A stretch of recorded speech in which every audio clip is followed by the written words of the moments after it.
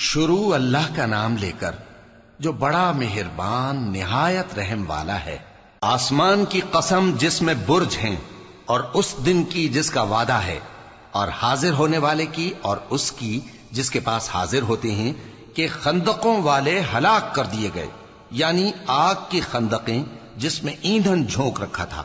جبکہ وہ ان کے کناروں پر بیٹھے ہوئے تھے اور جو ظلم وہ اہل ایمان پر کر رہے تھے ان کا نظارہ کر رہے تھے،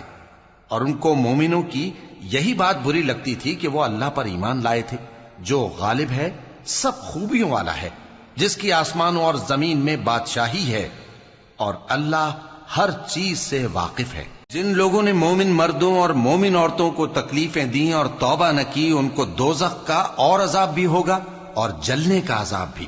اور جو لوگ ایمان لائے اور نیک کام کرتے رہے ان کے لیے باغات ہیں جن کے نیچے نہریں بہ رہی ہیں، یہی بڑی کامیابی ہے۔ بے شک تمہارے پروردگار کی پکڑ بہت سخت ہے، وہی پہلی دفعہ پیدا کرتا ہے اور وہی دوبارہ زندہ کرے گا، اور وہ بخشنے والا ہے، بہت محبت کرنے والا ہے، عرش کا مالک، بڑی شان والا، جو چاہتا ہے سو کر ڈالتا ہے۔ بھلا تم کو لشکروں کا حال معلوم ہوا ہے، یعنی فرعون اور سمود کا؟